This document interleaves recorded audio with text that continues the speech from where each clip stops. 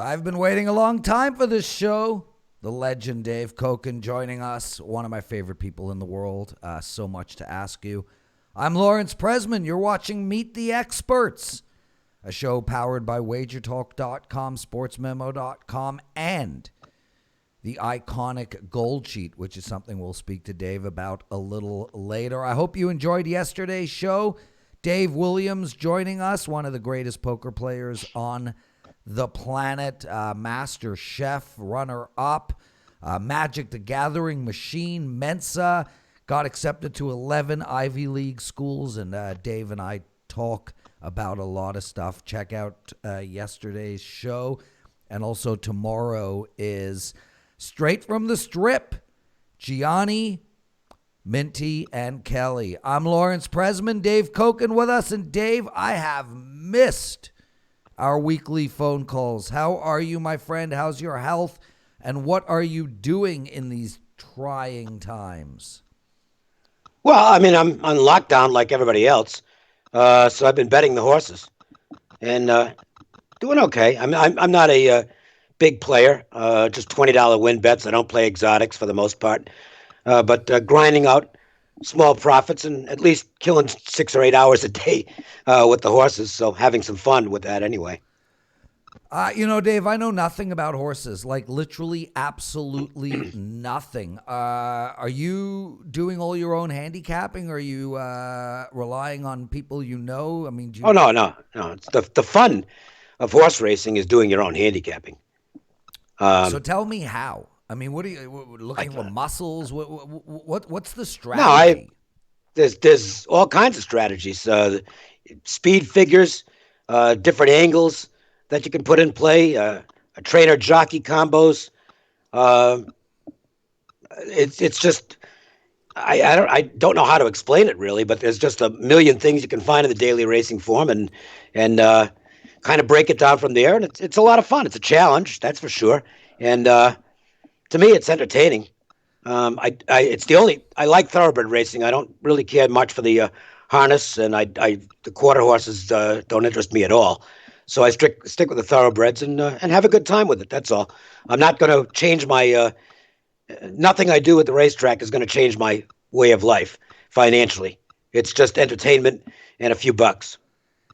Yeah, Carmine bets the horses. He's really good at it. Obviously, Marco does as well. Marco owns some horses. And, of course, we have Sig with us at WagerTalk.com.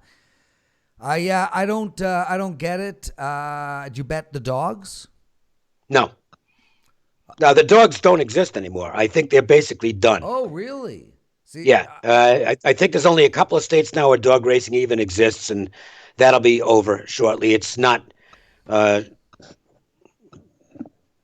were a lot of problems with the treatment of the dogs, and that I never had interest in it anyway. Okay, well, let's get to the show. Everybody, thanks so much for tuning in. Kane, great name, by the way, Kane. La Minguina, I probably pronounced that. I butchered that for sure. Anyway, thanks for joining in. And Kane, best hour of his day, dude. It's such a pleasure. Like, in all seriousness, and I said this last week, I struggle to get these shows to finish because I know once they're over, my socializing for the day is done. Dave, are you binging anything? I mean, you said you're betting the horses. What else are you doing? Just trying to find ways to kill time. I mean, the toughest thing for me with this is the fact that, I'm out for dinner every night and often with friends. And, that's kind of out the window right now. So delivery or drive through and eating at the kitchen table by myself is not as satisfying. But, well, listen, I'm not going to bitch about it. On behalf of Carmine Bianco, you can Skype or Zoom him anytime you want. The two of you can eat dinner together. Just don't. Not quite not the same thing. Being out in the restaurants and having fun, I think that's the thing I enjoy most is hanging out with my friends and sharing stories, having good times, and I can't really do it right now. But if that's the worst it's going to be, then I guess I'm pretty lucky. Jordan Kane, thanks for commenting. And yeah, it's Dave Cokin today. Ralph, I think, is next week, either Monday. It's Monday. Ralph is this coming Monday. Don't forget the lineup straight from the strip is Wednesday with Minty, Kelly, and Gianni. Betting 101 with Teddy and Minty is on Thursday. And the Pony Pundits with Marco and Sig are on Friday. This is the last show from Meet the Experts until Monday, in which Ralph will be up. Okay, Dave. And you can, by the way, feel free to lump me into any of those shows because I'm not busy. Yeah, so you're not the first person to ask me that. Teddy called me and said, hey, can I co-host the Meet the Experts show with you? The answer is a big fat no. They're over an hour each one, just myself interviewing you guys. It'll just get unruly, but you know, look, we're going to be doing lots of stuff this summer. We're going to have shows every single day all the way through, and it's an honor to be doing this with you, my brother. And by the way, I should mention that I do post my horse racing plays on my Twitter account. I'm not selling them, okay? They're just there if you want them, at Dave Cokin, and whatever I play, I post. Dave Cokin, his Twitter is at Dave Cokin, and Carmine is watching this show and Ozark Season 3 at the same time. I quit on Ozark in episode 8 of Season 1. It just didn't go anywhere. I made it through maybe not even a half an hour of the tiger thing. Yeah, I'm thinking, do I, don't I? That ended quickly for me. I don't like those shows for the most part anyway, and I thought that sucked. So I'm watching Dirty Money right now. I watched the Jared Kushner episode 3, Season 1 last night. I don't want to talk about it. Dave, yes. Let's start with early young Dave Cokin. The question I'm going to start, well, before we get into early young Dave Cokin, I want to put up a picture, Dave. Check this out. That is early young Dave Cokin. 80s. I don't think they can hear you. You're sitting on a bat. I'll show everybody again. A bat that's titled Cokin. Just wait, and then we'll talk about it. There's a young Dave Cokin for you all, everybody. Not that young. Late 80s. Okay, let's go back to late 70s, maybe even late 60s. Dave, what kind of jobs did you have before you entered this industry? I didn't have any jobs. So you went... bookmaking is a job, I guess. Running numbers, stuff like that when I was a kid. I've been around gambling my whole life. My first bet, see this hoodie I'm wearing, it's a Providence Reds vintage hoodie. The Providence Reds were an American Hockey League team. They played at the Rhode Island Auditorium, which was about a 5-minute walk from my house. And that's where I spent my youth, especially including days when I was supposed to be in school. I'd be down at the rink. First bet I ever made, I was probably 6 or 7. It was at a Reds game. And I bet $5 on the Reds, and they lost. So I was 0-1 to start my betting career. But it was just around hockey and around gambling basically my entire life. So you did nothing. You went from high school. You didn't go to university or college. You went from high school. No, I got accepted at a bunch of schools, but I had a flourishing bookmaking business at that time. Yeah. And it was like, you know what? I'll just attend a lot of these different schools by showing up to service the accounts that I had there at Bryan College, Providence College, Rhode Island School of Design, University of Rhode Island, into Boston, Northeastern, where I would have gone to school. Had I gone to school, it would have been Northeastern, by the way. But I decided that it really wasn't going to do me much good, and it was going to cost me my business. And at that time, I was pretty well protected. I didn't have to worry about getting my doors kicked in. That changed later on, but and I enjoyed what I was doing, and it gave me a lot of free time to chase girls, and that was my main focus in life. I was better at it then. So, Dave, one of the things we've noticed on Meet the Experts, and we've spoken to a lot of people already so far, Teddy and Marco and Gianni, and so on and on and on. And the one real commonality is I started as a bookmaker. It seems like everybody in this industry who is still around started as a bookmaker. What did you learn as a bookmaker that allowed you, or really gave you the impetus to switch sides? Well, I didn't. I only switched sides because I got busted. Okay, that was the end for me as far as that goes. And it was made clear to me that I was either going to have to find another line of work or leave. And I when I moved out here, I was still booking. Okay, it was a good setup for me. It was all over the phone, so it didn't really matter where I was. But I wanted to look legitimate, and this was 1981. I picked up a copy of Street and Smith's College Football, which at that time was the Bible of college football, and noticed these little ads in there for services. And it's like, geez, I could list the people, not by name necessarily, but list the people that I'm booking with as clients of a faux sports service, if you will. There was no service. And that way I could show income, because, I never wanted to mess around with the IRS, okay? Don't cheat on your taxes. It's a bad idea. So I was going to make sure that I was filing proper taxes. And I entered a couple of contests and won them. I won a football contest, and all of a sudden, I got customers who want to buy my picks. And it's like, this is legal. There's no risk involved. Quite frankly, there is no risk involved. I mean, the income from the selling picks is going to be the income from the selling picks. Doesn't matter. I don't have to be booking at that point. And the booking was, so that's basically how I ended up in the business. It was an accident. It's all been accidental. The media stuff is all an accident. Well, we're going to get into that as well.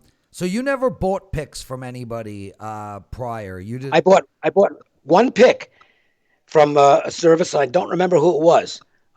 See, Jeff Allen seems to be the name that keeps coming up. Show in, show out. It was somebody who wasn't well known, because I knew the first ads I'd seen were like Mike Warren.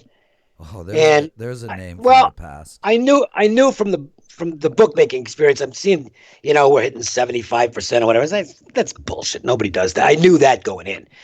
I don't remember who it was, but I saw an ad from somebody. It was a very reasonable ad. And it's like, okay, because I want to find out how this works.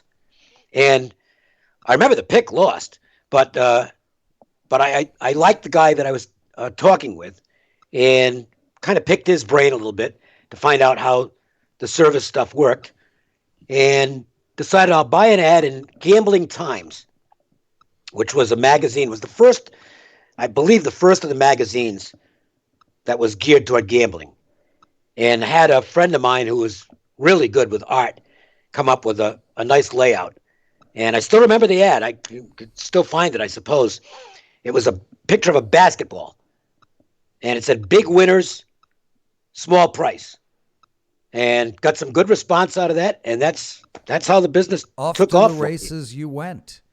Yeah. Really quick, everybody. Hey, Vivi, I know you just logged on. I just want to tell everybody, Vivian and I have been in quarantine, and we've played a whole ton of Scrabble. She is kicking my ass. Flat out, she has won 5 of the last 6 games. She put a nice 7-letter word down last night. So she wants a challenge. I'll step in. Well, listen, somebody just asked who's better with the babes, you or me, and only one person. On the chat, and only one person responded, my Vivian, and she voted you. So I was good in my day, but my day's long past. Oh, dude, I have no doubt. I have absolutely no doubt. I mean, look at this, everybody. A handsome Dave Cokin. And just so everybody knows, he has got the most amazing, he has the most amazing eye color you'll ever see. At one point, he had the most amazing eye color, as in both eyes. But, dude, your eye color, the women must have gone nuts over it. I never knew if I was good looking or not, but I know I was out. I had a lot of really, really good looking girlfriends. Well, so So, let's do a show on that. Dave, so you got into this industry, you started selling picks, and then what was your first media gig? so, guy named Chris Connors. This is 1987. A guy named Chris Connors, who I knew through Jim Pettit, uh, calls me and says, "Do you want to go on Lee Pete's show as a guest?" And yeah, sure. I mean, everybody listened to Lee Pete.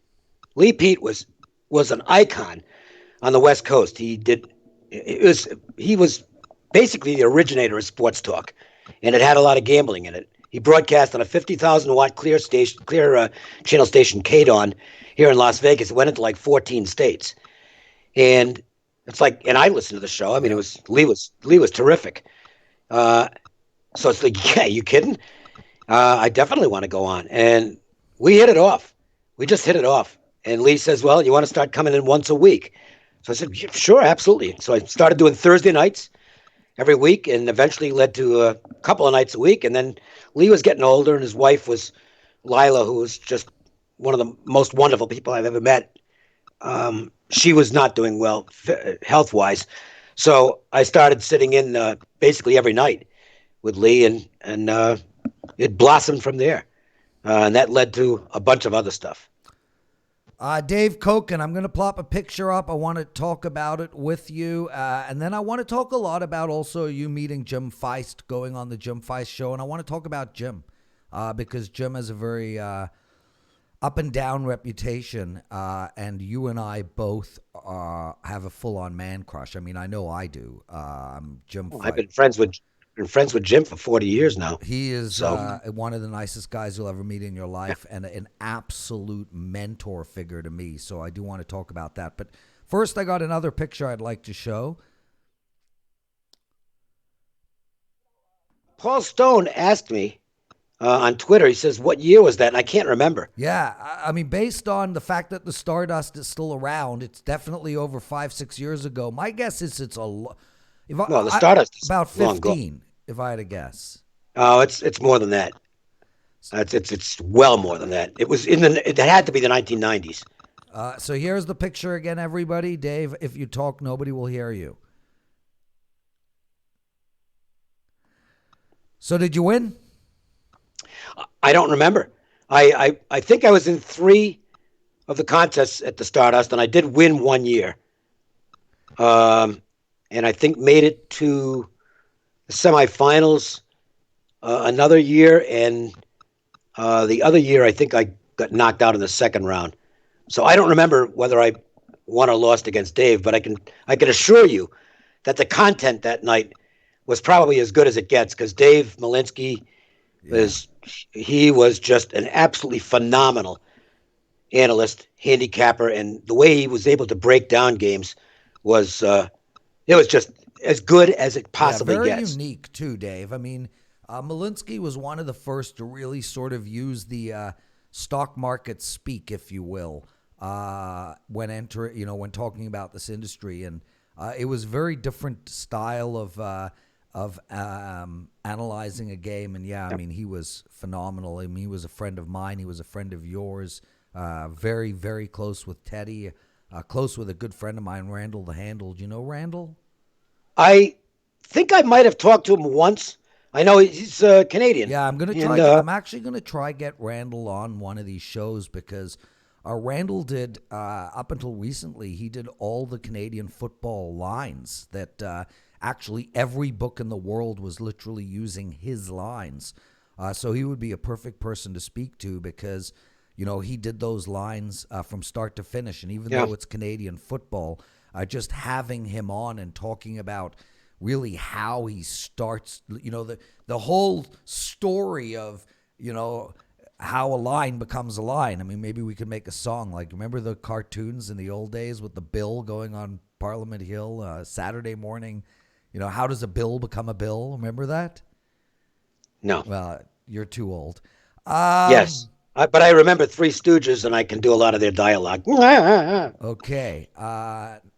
Guys, we are literally 62 people away from 50,000. We're at? No, we're more. We're about 3,000 people away from 50,000 subscribers. Let's get that done this week. Let everybody know we're doing these shows. Please make sure to like, hit the bell, click the bell. I don't know, something about the bell. Just do something with the bell, please. Dave, okay, let's go. So, I don't know, was your big break getting on the Jim Feist show? That was a massive show, an iconic show in the industry. It was the only one that was really nationally syndicated, and it went for maybe 20 years. No, more than that. More than that. It was, I think it ran like 30-something years. Jim would be able to tell you. But I landed on it in, I think, 89 and was on for roughly 20 years. And at that time, it had run its course, and that was the end of it. But the exposure on USA Network every Saturday was just incredible. And, I'm not going to kid around. The money in the 90s it was just unbelievable. It was just amazing. Yeah, so let's talk about that, Dave, and then we'll get back to the Jim Feist show, because I think people are always very interested in, where the handicapping industry was, where it is now, where it's going. So, yeah, I know firsthand, the amount of money you can make in the 90s was unbelievable. And look, you were involved in the show for a while, I too. was, yeah. I hosted the show. Yes. For a little while. I used to fly into Vegas to do it. My God. That was toward the end. I think it was the third last year, give or take. And the show, it had definitely plateaued at that point. And it was the internet, not doing. Dave, this show was going on before the internet. But let's talk about the type of money you could make in the 90s, because, we all know the people in this industry, it was insane numbers. But Jim did run a boiler room style concept. So, what did it, what type of money versus today without figures? And a lot. And Jim was the largest 900 operator in the world. Yeah. It wasn't just the sports picks either. In fact, I don't know that the sports picks were even the biggest part of it. He did a lot of money in the adult lines. Playboy. He had the Playboy 900 numbers. Plus, he had Canseco's 900 numbers when Canseco was at his peak. And Canseco was an enormous draw. But the Playboy stuff was hilarious.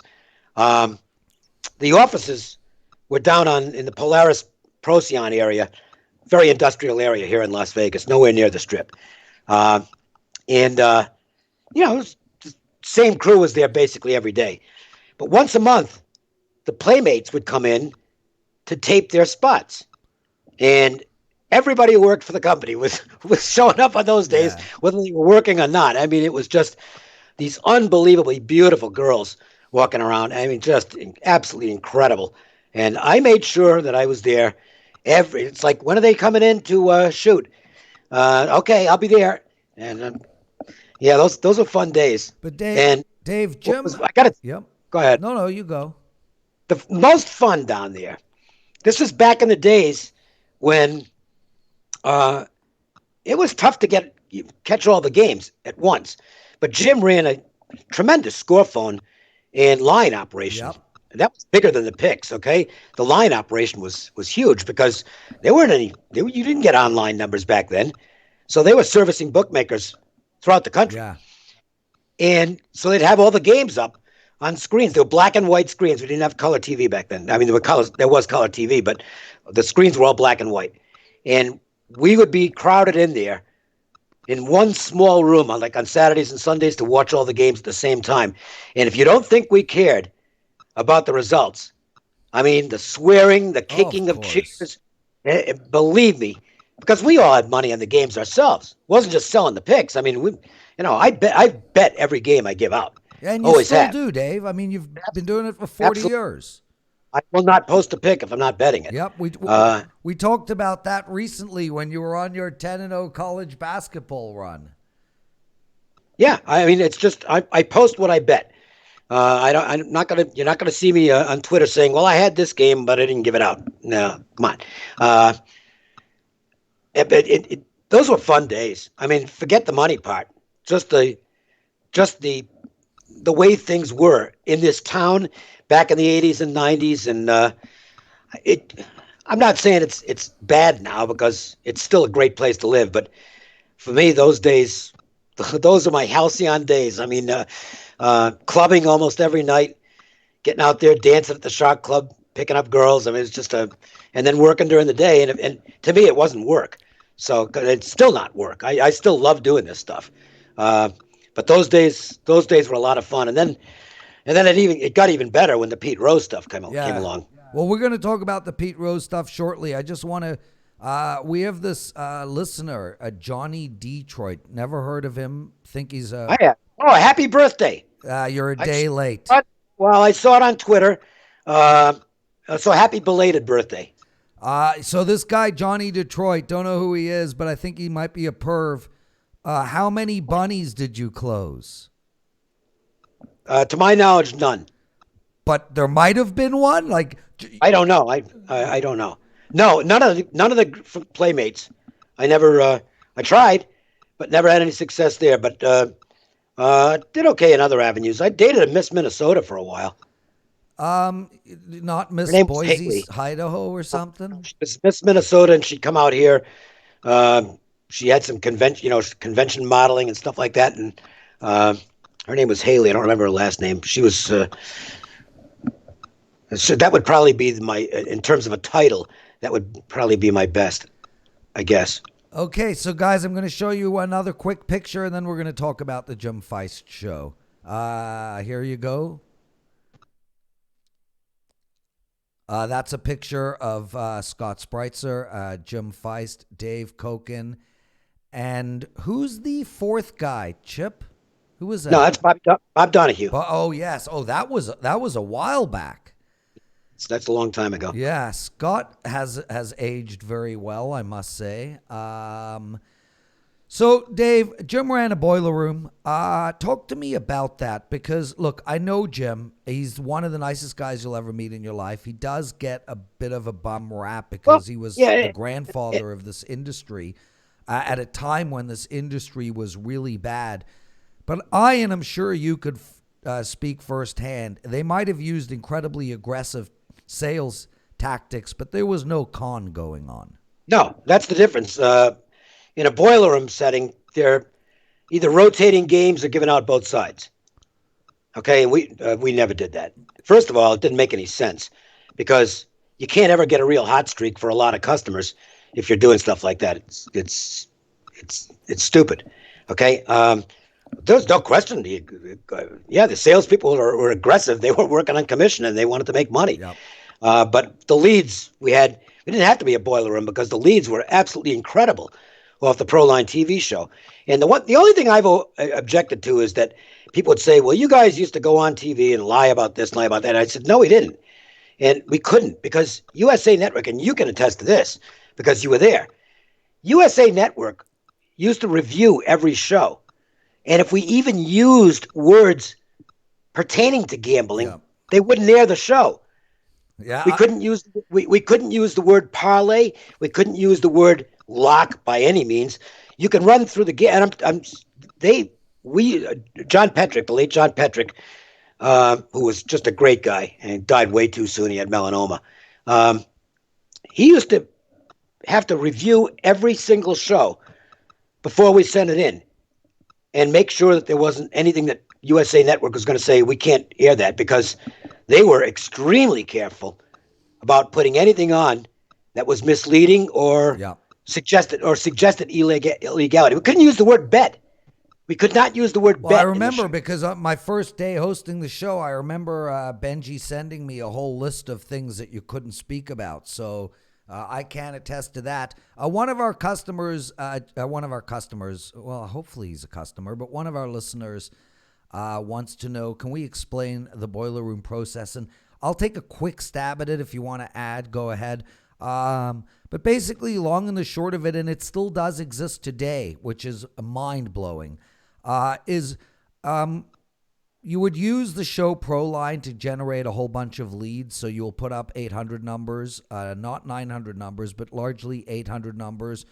We did a lot of 900s though. Yeah, no, of course. 100%. But in this regard, you're using an 800 number. These people are calling in for, say, a free pick of the day. You would then be given that free pick.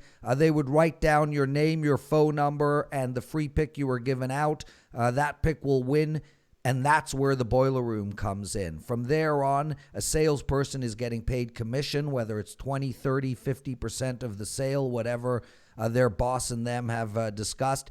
And they would actually call you on the phone and say, hey, Zeke, and it's Mike. You called the Jim Feist line yesterday. He gave you a winner today. He's got 3 great plays going for tonight. It's $100, $500, $20, whatever it might be. And they would then get you in via an outbound phone call. You'd win that day. It would happen again. And it would just be a constant barrage of phone calls to you. With that said, you got to remember, guys, people like the Jeff Allens and the Stu Feiners and the Mike Warrens and whatnot, they were running their business very different to how Jim Feist ran his business.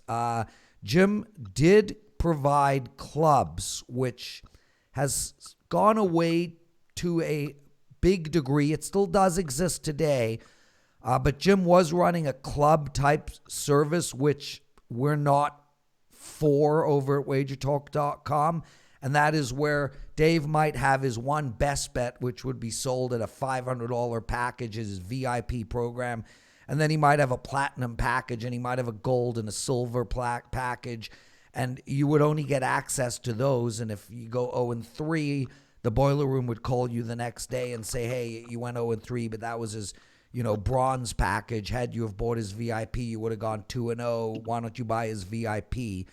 So Jim did sell in that club format, which I'm against, but that was the extent of the monkey business that was coming out of your shop. The way it worked, all the calls were recorded. So the salespeople couldn't, and I'm not going to say it never happened, but the salespeople had to stay within the rules. They couldn't do stuff that was over the top, right. And that's why they put it on tape, so that the the management people could listen to the tapes and make sure that people weren't doing stuff they're not supposed to do.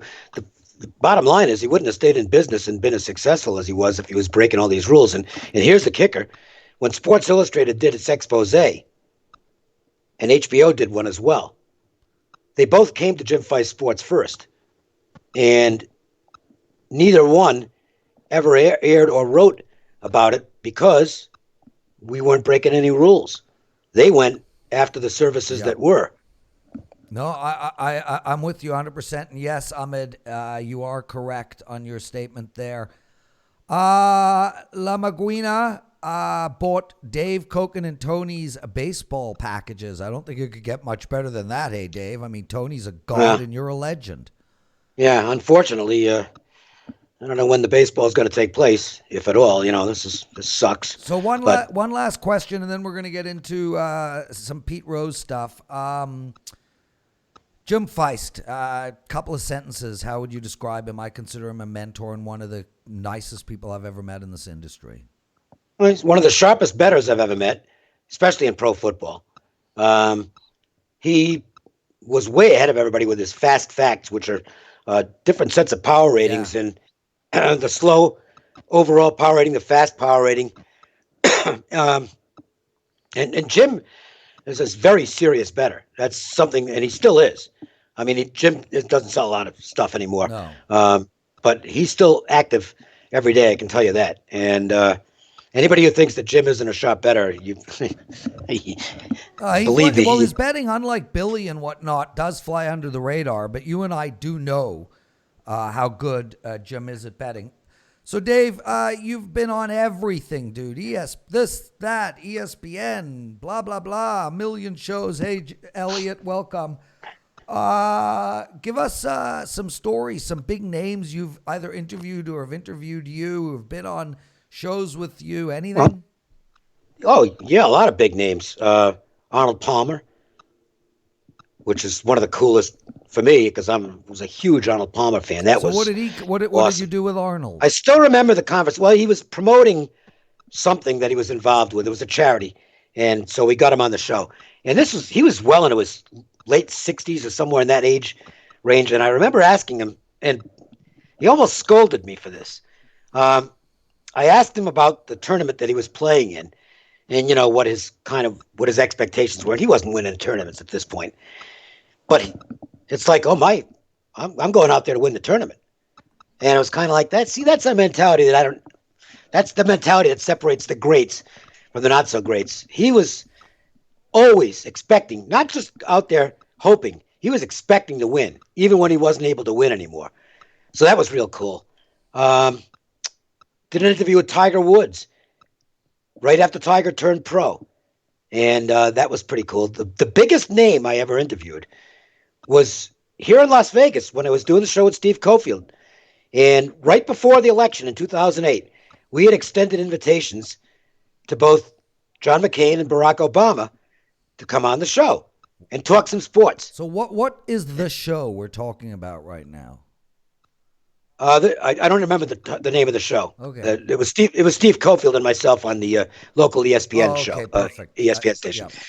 Yeah. So, anyways, we didn't expect to hear from either candidate, but we heard back from the Obama camp. They said, "Well, yeah, he'll come on, talk, and it's going to be I don't remember whether it was 5 or 7 minutes, but we're going to you're held to that amount of time, and then we're going to end the call."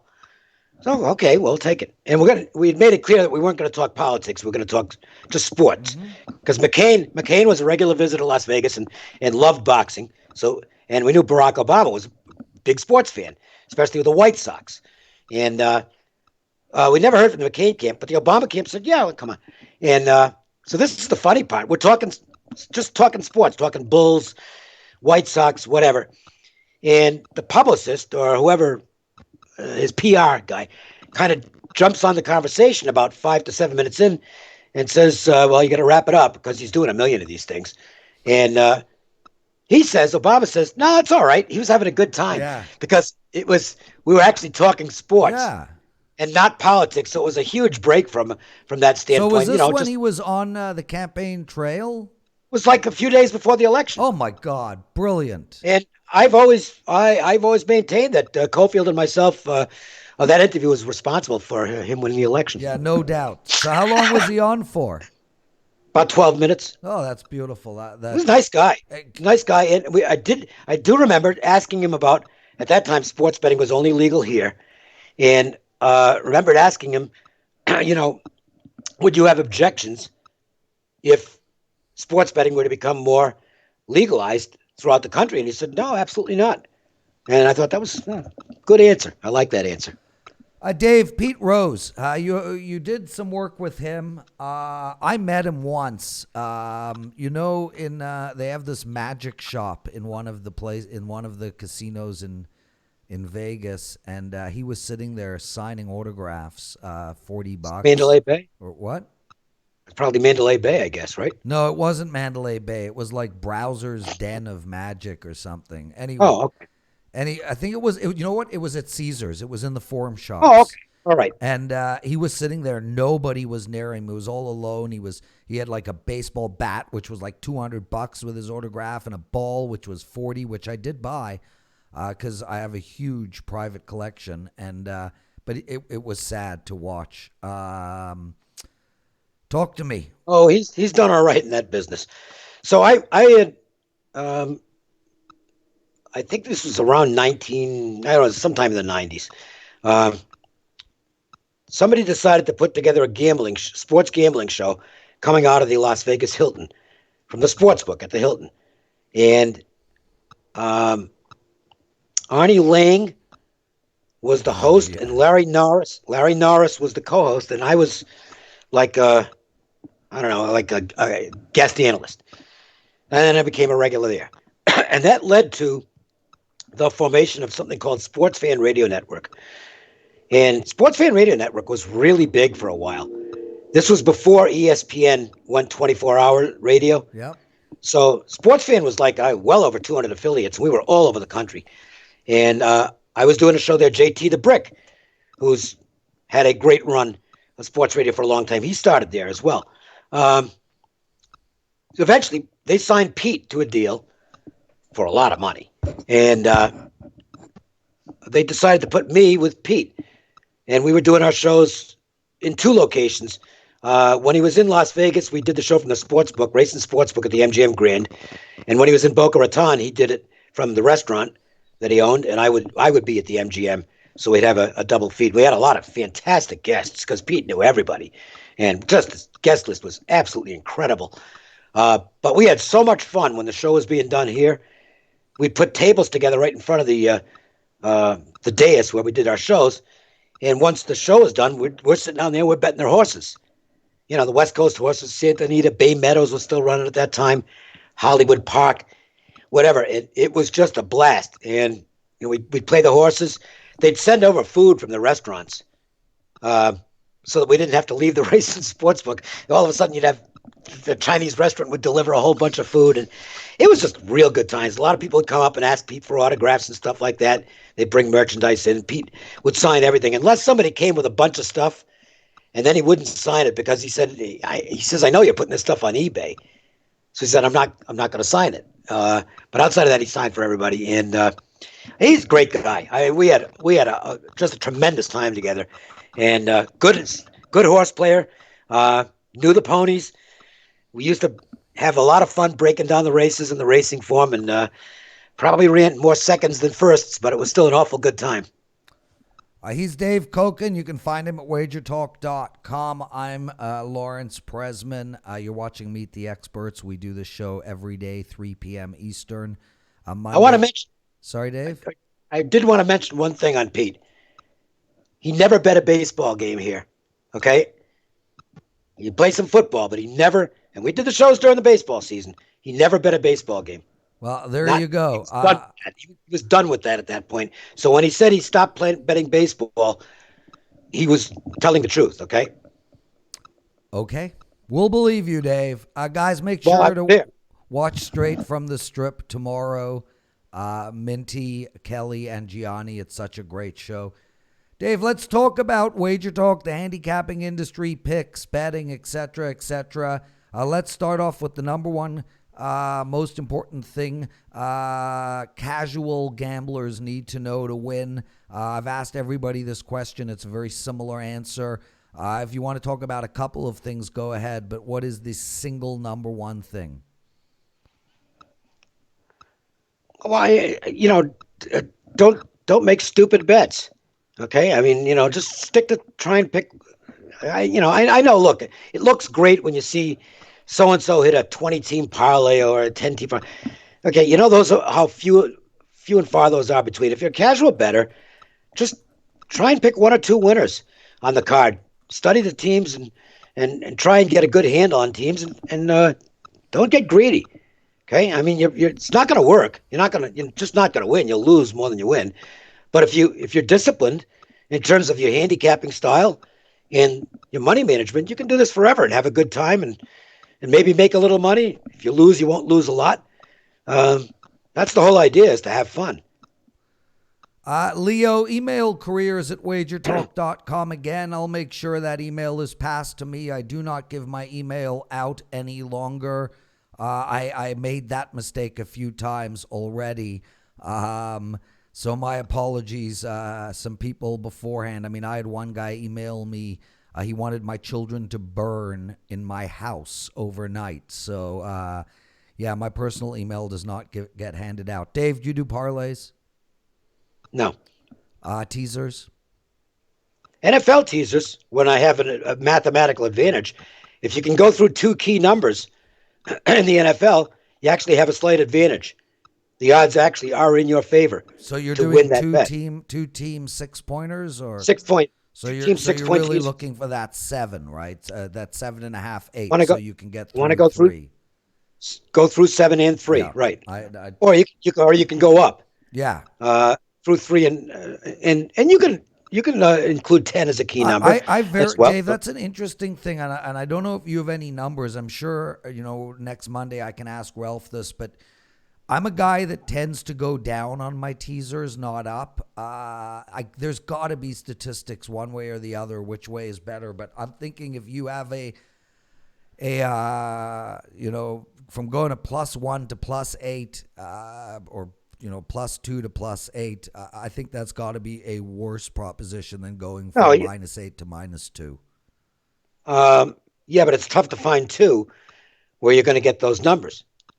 You're more likely to find, because the lines are closer in the NFL. Yeah. You're not talking about a lot of lines where the line's that high. So I am usually betting up Right. on smaller spreads where I'm going through 3 and through 7. Yeah, I never do. Ever. Dave, this industry has changed so much over the years that you have been in it. What do you see are the biggest changes that have happened, and are you happy with where the industry has gone, especially given that from a money perspective, you're probably making a quarter of what you did in the 90s? And where do you think the industry is headed? Lots of questions there. Look, it's not what it was. There are certain advantages the gambler has now because the information is more readily available. So you can get. I think the market is more sophisticated now and knowledgeable than it was. But the downside is, scalping isn't as easy as it used to be. The lines move on air now. If somebody bets something at one stop, the other shops move it without a bet even coming in. And those are old advantages that the bettors used to have that they don't have anymore. And you don't see the glaring mistakes that used to get made occasionally. I'm talking, bad bookmakers who made spectacular blunders at times. Yep. If you want to read some of them, Chris Andrews wrote a book last year. It's a fabulous book. It's a great read. It's called And Then One Day. And Chris has been in the bookmaking industry his entire life. He's still in it at South Point. Great guy. The book is a great read, but you'll read about some of the mistakes that were made right here in Nevada by legal bookmakers, and they will absolutely amaze you. The best is it was an Reno book, and they had a non-sports book guy running the sports book, and this guy put up hockey teasers. Hockey teasers. Yeah, it lasted one day. Oh my God. Oh, I can see Andrew and Carm salivating right now. You could take, if you could take like plus 6 goals. But yeah, that's insane. So needless to say, that was at the Comstock, I believe, and needless to say, it did not go well for the Comstock that day. But that's the funniest one. There's a bunch of them in there, and the bookmakers. I think it's a sharper industry now than it was a handful of years ago. There was a time frame where it was in the time frame after the standalone books had kind of started to vanish, and the hotels were getting involved in it, and they didn't really want to hire true bookmakers, and they'd take a Keno guy and move him to the sports book, and you got to know what you're doing. You have to know what you're doing as far as risk management especially in those is concerned. days where information about what others are doing is much harder to come by. I mean, you're more in a bubble back then. Nowadays, there's books in Reno aren't setting their own lines. No, they might set. They're going to set the college basketball is a crack up because it's the Ken Palm line. I mean, there's some variations here and there, but Ken Palm's projections are often the lines, especially in the smaller conferences. So that's just, you can. That's to the advantage of the player, though. I don't have a problem with it. Guys talking about the Toronto Maple Leafs in the chat group. Shut up. This is a show with a legend, Dave Cokin. We're not here talking about the Toronto Maple Leafs. Dave, Carmine can drive a human being batty. All he does is talk, the Leafs haven't won since 67. Oh, it's 63,000 days since the Leafs have won. That is accurate. Dave, he's a Buffalo Sabres fan. They've never won. Nor have the Bills. Nor has the Buffalo NBA team hasn't won. Buffalo's Major League Baseball team hasn't won. Buffalo's MLS team hasn't won. Buffalo's soccer team hasn't won. Buffalo's probably has never had a heavyweight boxing champ. All they got are wings, and I got to listen to this shit every freaking day from a guy who cheers for a city that is permanently on fire with a bunch of teams that have never won shit all and teams that don't even exist. They're not even worthy of an NBA freaking team or a Major League Baseball team. And it's on and on and on and on incessantly. Shut up, Carmine. They did get screwed against the Dallas Stars. Oh, yeah, right. Sure. It was terrible. It was a terrible call. Oh, yeah? And they would have won that series? Well, I don't know. They might have won that series. Please. It's a horrible call. You a fan of any team in particular?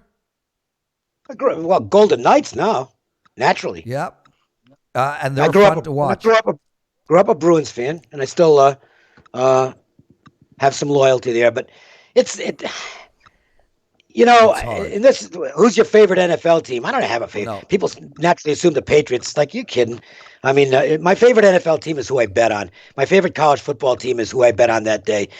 I do root for the Red Sox in days when I'm not involved in their games, although if they play this year, rooting for them might be difficult because they're not going to be very good.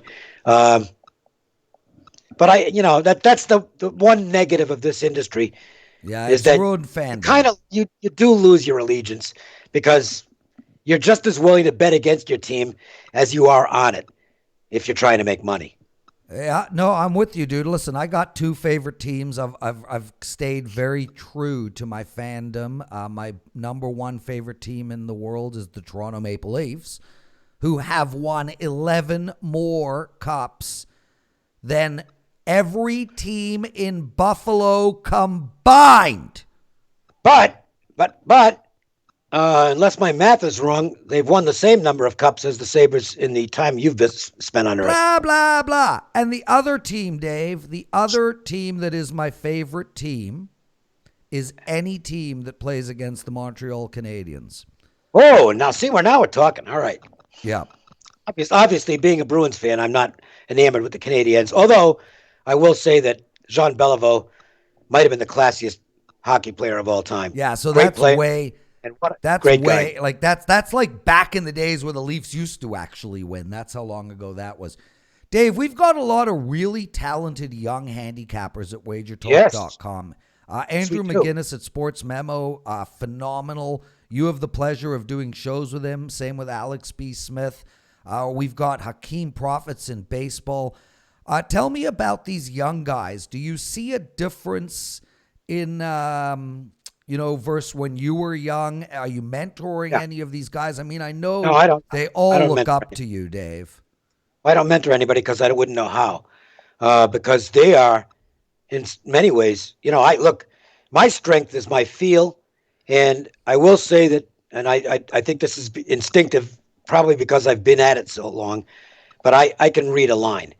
I know what the line's going to do before it happens. And I'm usually able to get value, and I can spot a fishy line a mile away. I'm really good at that stuff. But the new breed, where they're really strong, is modeling. Yeah. With algorithms. I mean, they are absolutely fantastic. And their mathematical expertise is something to behold. And that's why the figures, I will disagree vehemently with the old school figure that, how many people earn a long-term profit betting sports, and it's always been 2, maybe 3%. That number is higher than 2 or 3%. I absolutely guarantee it. It is going up without question. It's going up because these people, these younger handicappers, and I'm not going to say guys because there's women doing it as well. They are mathematically superlative, and the models they come up with are really good. Not all of them, but a lot of them, and with good betting habits, they can win. Now, I'm not saying they're going to win enough to live off it. So let me put you on the spot here.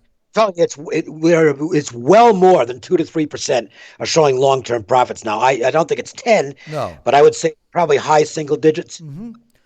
Let me put you on the spot here, Dave. You like Colorado Avalanche on the money line against Dallas at home on a Tuesday night. You hop on to Puck Time, our NHL show. You're on with Andrew. He gives you a lot of reasons why your thoughts are incorrect. Do you weigh that in? Does it take you off of your game? No, not unless it's information. That might take me off the game, but nobody changes my opinion. There you go. Really, really stubborn as that goes. Which some might not. I'm not saying. I'm not saying that's a good thing, but it's just the way I am. I don't care what anybody else is playing, unless I think it's going to influence the number to a point where I can do better by waiting and jumping on the other side. So, I mean, for me, it's slightly different. You know, I'm one of the owners of WagerTalk.com and Sports Memo. I have access to every play. And, you know, I single out guys. Like, I'm not going to release a college football play if I know you're against it. I'm not going to release a baseball play if I know Tony Finn's against it. I'm not going to release an NBA play if I know Hakeem is against it. There are guys that I have deep, deep respect for in specific sports. Where are you at with that? I mean, I know you're enamored with Brian Leonard's baseball. He's really good. Yeah, I mean, you know, I've got guys who I exchange thoughts with on a regular basis. It's not a big circle, but it's guys I've known for a long, long time, and we'll exchange thoughts on an almost daily basis when they're actually playing. And there might be a good exchange of information. Not so much the handicapping, but the actual information itself. I do have a pretty good network where I'm able to get decent information that might not be widely available to the public. Not like it used to be, but it's still something I pay attention to. What is that? Do you hear that noise in the background? That's my phone. So, Dave, do you bet anybody else's plays in any particular sport? Not in the sports I handicap. No, I know that you don't do a lot of NFL. Do you bet Tony Finn's NFL or? No, I'll do my. I just don't play a lot of NFL. But I stick to my own there. Now, if somebody's got a UFC, I don't know anything. I know garbage about the UFC, nothing. But if there's someone with a good UFC opinion that says, hey, you ought to play this, yeah, I'll go ahead and play that. But that's pretty much about it. Even good soccer information, I don't bet it because I can't stand the sport. Yeah, I'll tell you, I mean, from a UFC perspective, and you know this firsthand, I mean, between Kyle Anthony and Gianni, yeah. I think we've got the best UFC experts on the planet. I mean, like by far, like by a long shot. I mean, yeah, Ace is really good at the UFC, and if I know he's on something, I'll grab a piece of that. Yeah, and a lot of people talk about Ace, but I'll tell you, man, I think Kyle can go head to head, and I know Kyle could beat the shit out of Ace inside of the octagon. Oh, that's. Can we bet on that? Oh my God, please! Have you seen Kyle? I mean, Kyle will flick him. It would be a flick. Oh my God, Dave!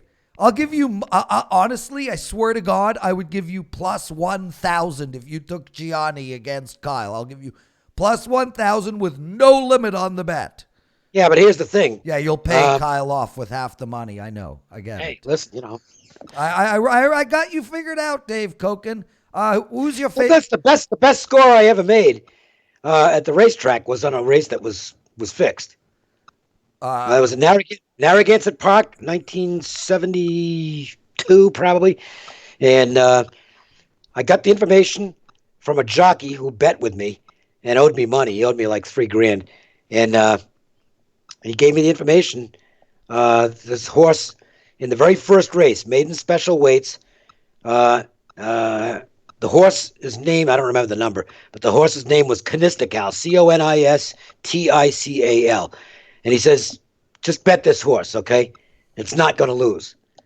So, you know, what are you talking about? Because this guy was not a good bettor even at the horses, okay? He says, I said, I need more information. Because he wanted my debt erased. His debt erased with me. It was like, well, if the information's good, yeah, okay. But I need to know the information. She says, well, okay, the horse that's running that they say that's listed as Conistical, it's not Conistical. Okay, it's a horse they brought in from New York to win the race. They want to make a score. So, okay, well, that sounds good. But the horse wins by like 7 lengths. I mean, it was a complete mismatch. Yep. So I made a lot of money on that. I erased his debt. And about about 6 or 8 months after that, the news comes out that this was a ringer. They did the checking of the gums and found out that this horse was a different horse. But by that time, and I didn't have any part in the Yeah, they conspiracy other didn't than making come bets. after you for your money? Not me. I made illegal bets that day at Narragansett Park, and also bet with a couple of bookmakers who were stupid enough to offer track odds. Bookmakers are not always smart. Even here in Las Vegas, back in the early '90s, these guys from London decided to come in, and they were going to stand the sportsbook industry on its head.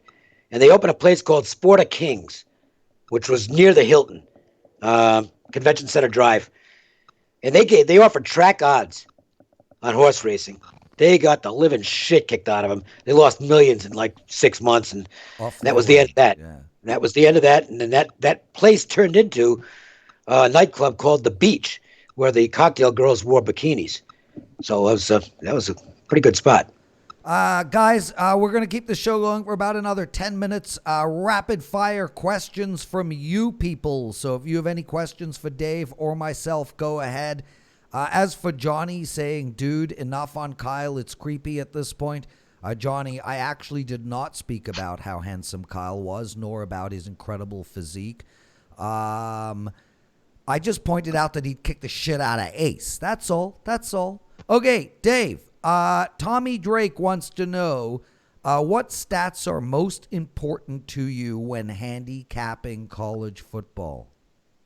I always begin with rushing stats. I believe that the game is, no matter what they do to dress up the game, it's still about winning in the trenches. And you find teams that are good running the ball and good stopping the run, and they're going to win a lot of games. It's an old John Robinson theory, and it works.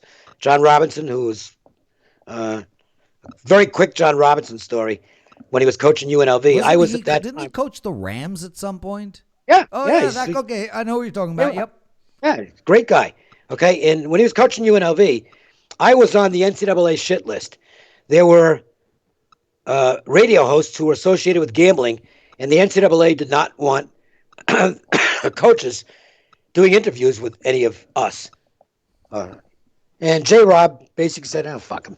He said, and those weren't, that might actually have been the exact words he used. I don't remember, but we used to talk football all the time, and his philosophy was that if you can control the ground game, it means you're winning in the trenches. You're overpowering the other team. And defensively, if you're stopping the run, means the same thing. And as much as the game changes, it still stays the same. You find teams that dominate the rushing stats, they're going to win football games. Great answer, Dave. Kane asked me, when is Kyle Anthony coming on? Within the next month. Next Monday is Ralph. Tuesday is Tony Finn, and we'll probably have Kyle on the following week. Elliot, you ask, I heard a lot of the cappers were ex-bookies. Is that true? 100% true? We spoke about it at the beginning of the show. I think with the old school guys, it probably is.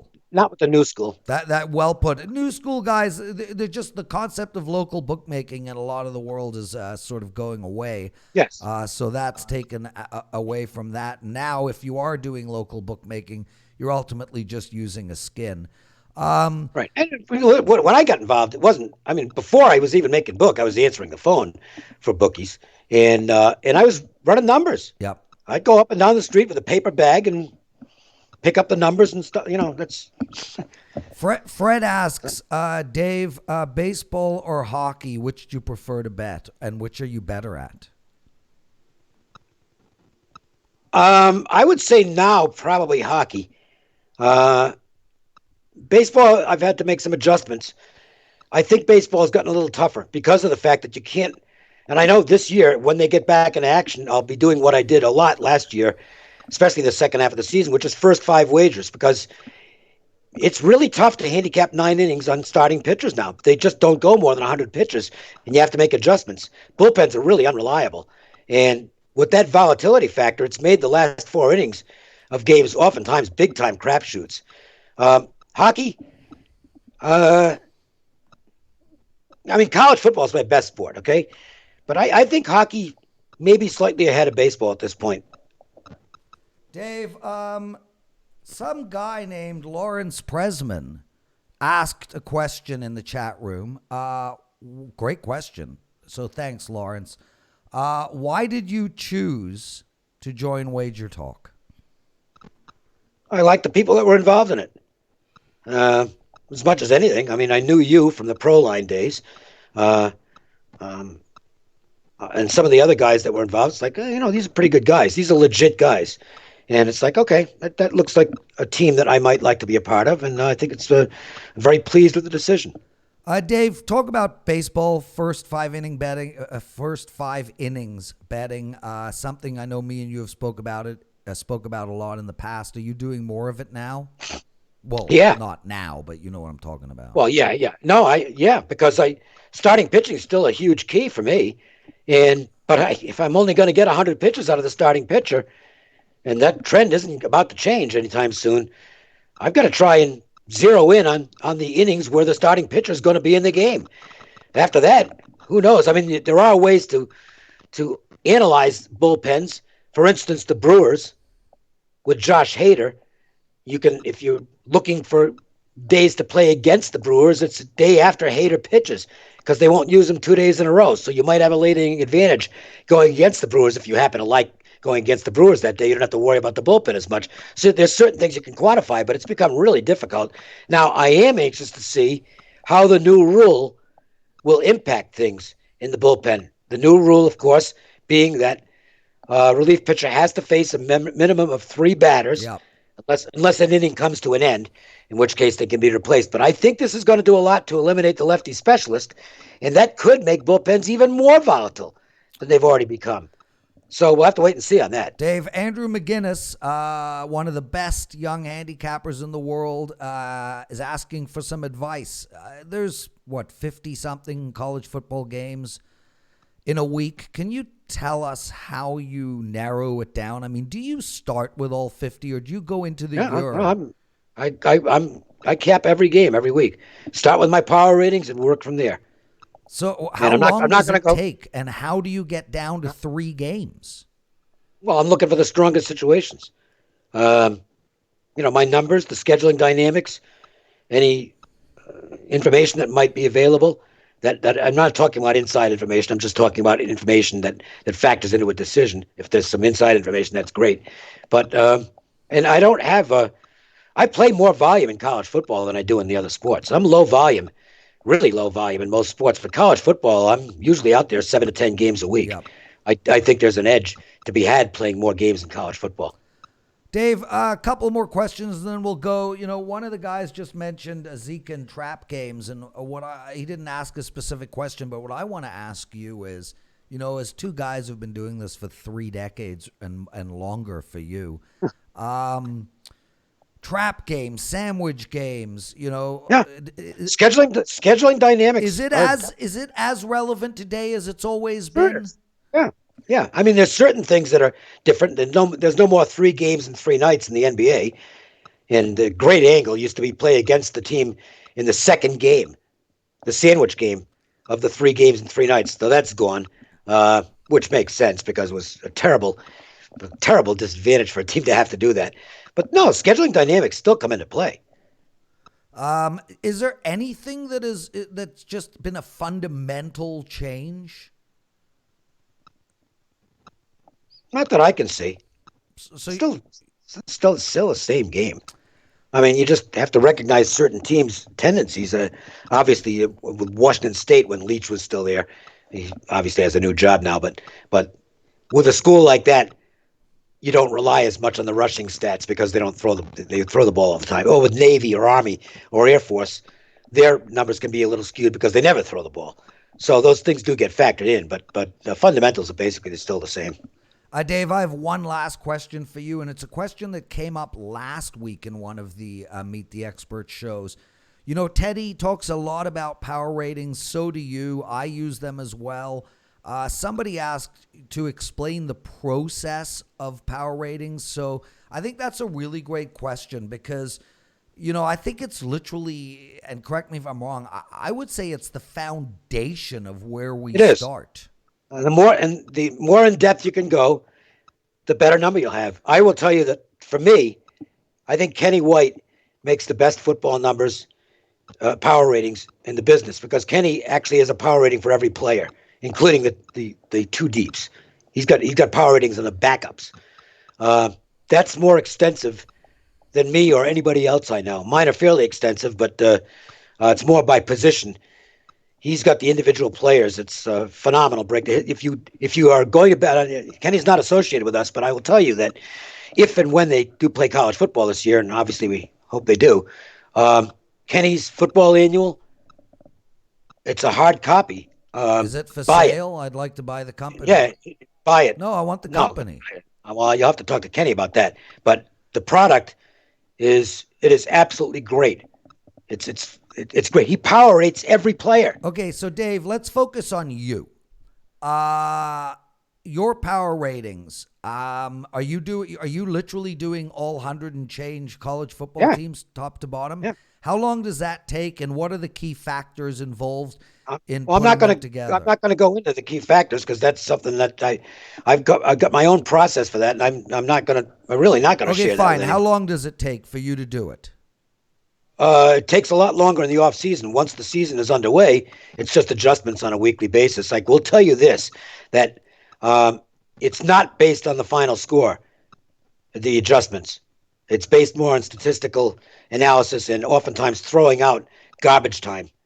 If a lot of fourth quarters in games that are out of hand, I just dismiss all the stats that are compiled because they're meaningless.